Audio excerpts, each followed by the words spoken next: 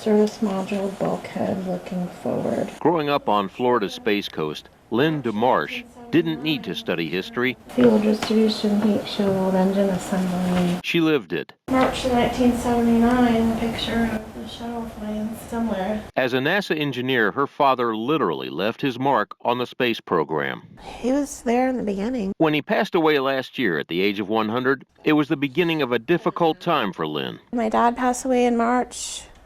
I got the metastasis diagnosis in August. Lynne had been battling cancer off and on for 10 years, and it had returned. Oh my gosh, what do I do now? And then my brother passed away. Thanksgiving was pretty lousy. Faced with these setbacks and a new year approaching, Lynne turned to her faith to turn things around. What happened next, she never could have expected. I was kind of praying. I just kept saying, okay, if you're listening up there, you gotta give me something. That something turned out to be the results of a DNA test she took late in the year. So on January 1st, I was driving over to my dad's house, as I did, to check on things. And I happened to look at my email, and it said my results were back.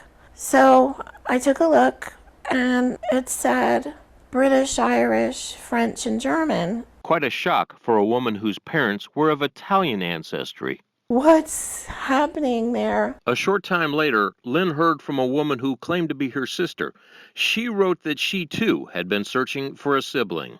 I learned a few years ago my mom put a baby up for adoption the day Kennedy was assassinated. Lynne was told she was born to a single mother from Illinois who was sent to live in Florida with her aunt and uncle until she gave birth. They whisked me away, and she didn't even know until I contacted Shelley, my new sister, if I was a boy or a girl. Shortly after that, she was adopted by Joe and Dorothy DeMarche, who already had an 8-year-old son. Joe worked at the Kennedy Space Center. My dad had pretty high-level security in NASA, so I'm sure he was used to keeping secrets. Her parents raised her as if she was their own. They bonded almost immediately.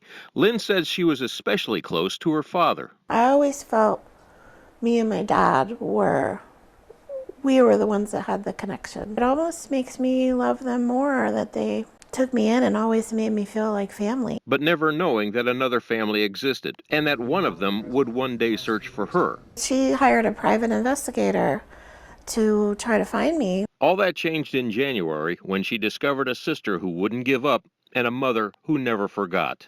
She said that, every year around my birthday, she would think about me and wonder what happened. You nervous?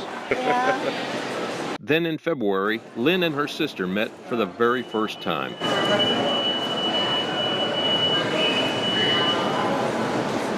They spent nearly a week together in Lynne's hometown of Rockledge. Their bond grew closer.